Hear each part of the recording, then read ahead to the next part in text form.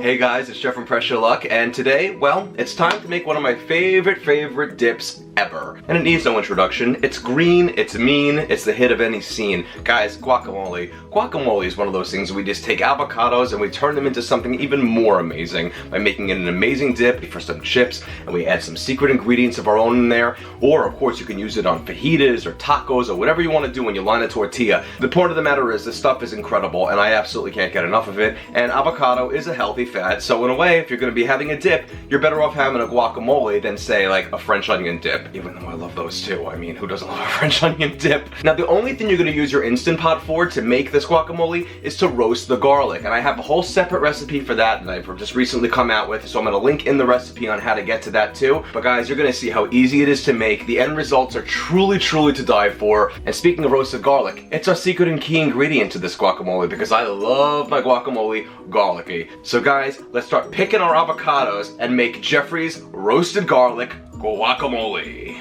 So let's begin our prep by taking 1.5 limes and then squeeze the juice out of them and then reserve them in a little bit of a bowl here. Now let's take a small yellow onion, and this is a really small onion, you see, it fits right in the palm of my hand. And let's slice it up into discs just like so, and now we're gonna add it to a food processor. Let's put this in there, and there we have it. Let's continue with our prep. Okay, so now let's move on to a jalapeno pepper. But to those out there who are afraid of spice, don't be, because we're gonna totally de-seed and de-rib this jalapeno pepper, basically stripping it of all its spice. It's just gonna add some flavor. I promise you, it will not taste spicy. But if you don't believe me, feel free to leave it out. But I'm telling you right now, I wouldn't lie to you about this. I'm gonna use one small one that I've sliced the top stem off from and then cut in half. And now I'm cutting out the rib and all the little seeds. We don't want any of that in there. So just carefully remove that. And just get that out of there. And very good, just like so. And now let's just take a knife and let's just cut the rest of it. Just to like little pieces, just like this. We're good like that. Now let's take these and then add them to our food processor along with our onions. Now, not everyone loves cilantro, but cilantro is a really key ingredient to making a really great guacamole in my opinion. If you absolutely can't stand this stuff, feel free to leave it out. But what I'm gonna do is I'm gonna take some and just rip off from the stems the leaves, and then I'm gonna take my ripped leaves and I'm gonna add them into about 1/4 cup size measuring cup, and then just pack them in really good. And once they're packed in just like this, you know, totally pretty much just brimming at the top, we're gonna add that to the food processor as well. And in you go. Alright guys, now herein lies my secret ingredient to making my roasted garlic guacamole, well, roasted garlicky. I'm going to take about 5 cloves of roasted garlic. Now I'm going to show you how to make roasted garlic in your Instant Pot and then just finishing it off in the oven with a separate video recipe. If you haven't seen that already, I'm going to link it in here. It's a whole separate step to do, and it's phenomenal and worth every second, and it's super easy. So I'm going to add those 5 cloves inside of my food processor. And you can feel free to even add a few more if you want, but only start with 5 to do it to taste. And last but not least, let's add in our lime juice that we began with. Alright, and just pour that in. Let's put the lid on top of our food processor. And now let's blend this up into a puree. Pulse it a few times in each direction. And I love this food processor, by the way, this Cuisinart Mini Prep Plus. It's super tiny and it's super perfect for the size that we need it to do. And it's not a gigantic food processor, and it's actually really quite powerful. Alright, let's take our lid off. And, well, there we have it. That's exactly what we want our puree to look like. It's not super pureed, but it's pureed enough. And now I'll just take this out of there, and I'm just gonna leave this here for the time being. And now, guys, it's ready to focus on our key ingredient for any guacamole, our avocados. Alrighty, so I want to take 5 avocados, 5 good sized ones about this big. You see how my hand is this size and it fits in just like this? That's exactly what we want here. Now, something pretty critical here with avocados, if you've never really handled one before, is about the ripeness state. That's important here. We want to make sure they're not super squishy like a koosh ball, but they also shouldn't be as hard as a tennis ball either. They should be somewhere in the middle, almost like a stress ball. If it has a little bit of a give to it, that means it's perfectly ripe and ready to go. Again, not too mushy and definitely not too hard. Just when you squeeze it and it feels a little bit responsive, then we're just right. So we're gonna take each avocado, we're gonna slice it in half and cut the pit out of there, and then scoop out all the avocado meat and put it in a mixing bowl. You know what? I'm gonna show you how to do one of them, and then I'm gonna snap the rest. So I'm gonna take my knife and just basically try to cut down the center of an avocado. You're gonna feel the pit, but just kind of just go around it. It's okay. See that? There's the pit. Okay, now what we want to do is simply just pop the pit out.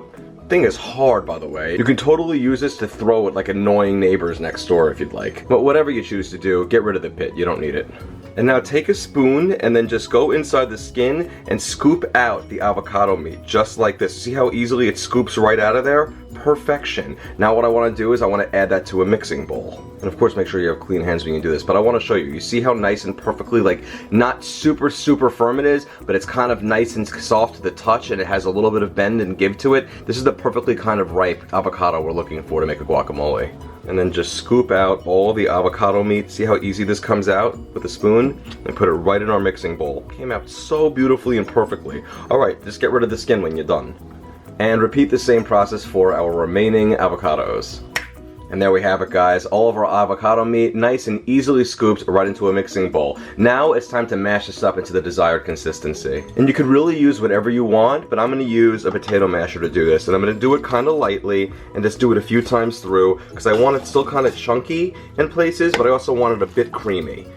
And the reason why I don't put my avocado inside of the food processor is just because it's going to make it too, like, almost liquidy, and I don't want it to be that way. I want it to be a nice chunky guacamole. So just lightly use a potato masher or a fork and a spoon or whatever you want to do, and just kind of like mash it up a bit.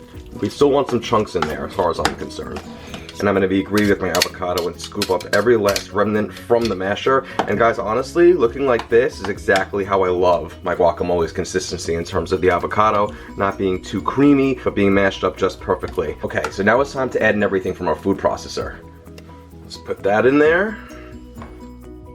And I want to mix that up inside of my bowl. Fold it in nice and good. And this is what's going to give it a bunch of its flavor. And the lime juice actually also helps preserve the guacamole to not turn dark green super quickly. Alright, and now I have a few final ingredients to add to set this over the top.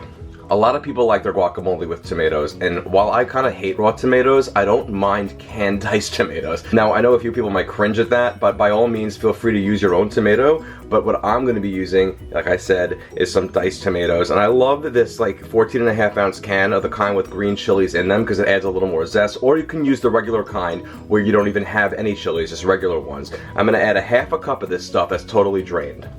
I'm going to put this inside of my guacamole. And by the way, if you're using regular tomatoes, fresh ones on your own from a garden or whatever, you can use about a half a tomato or a whole one, depending on what you'd like to use. It's totally up to you, but I feel like a half a cup of diced tomatoes works well. Let's mix that in with everything else.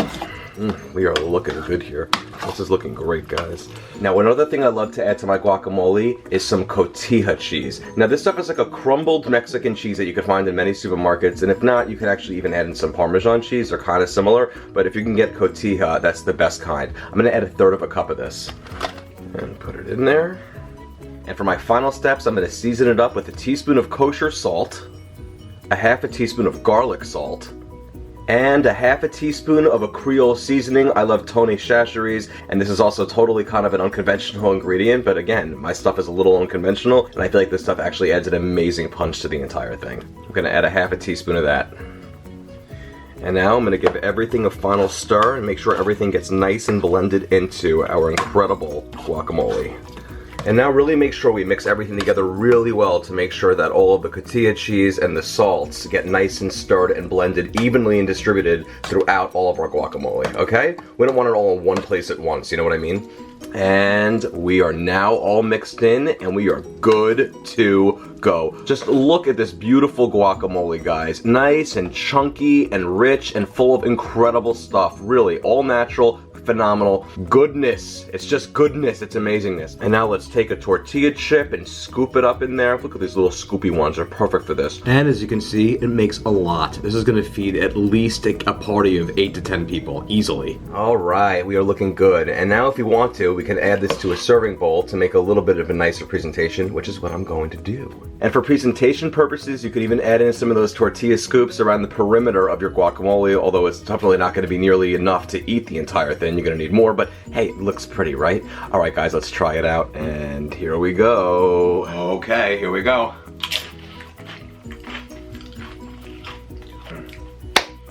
Ooh, yes, this is good. This is really, really good. Now that's a guacamole. How can something so vegetable-oriented taste so good? The flavors. The roasted garlic is a huge key to this. I'm telling you right now, it's amazing in there. I love it. And you can add more if you want. If you feel like it could use more, just mash some more up and mix it inside with the rest of the guacamole. Totally up to you. The garlic flavor is just so wonderful throughout. The cotija cheese is mesmerizing, as is the lime juice and the jalapenos. And I gotta tell you something, it's not even spicy really at all. It's very mild because when you get rid of the seeds, it cuts down significantly on the spice for the jalapenos.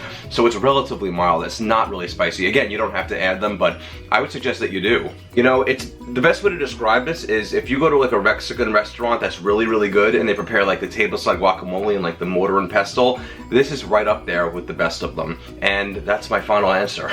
Guys, if you enjoy these videos and these recipes, go to pressurelockcooking.com and find any recipe you like. There's a ton of them. Search by recipe category with a little magnifying glass to type in what you're looking for and just have fun, enjoy. Pin any recipe you want to any Pinterest board. Go to facebook.com/pressurelockcooking and like that page for any new recipes that drop and a whole slew of other things. Some good stuff there for you.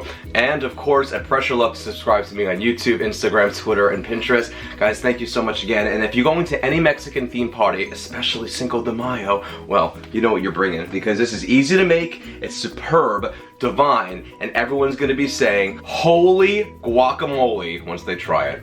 That was so corny, but you know, look, these are corn chips, so it goes hand in hand. Oh my God.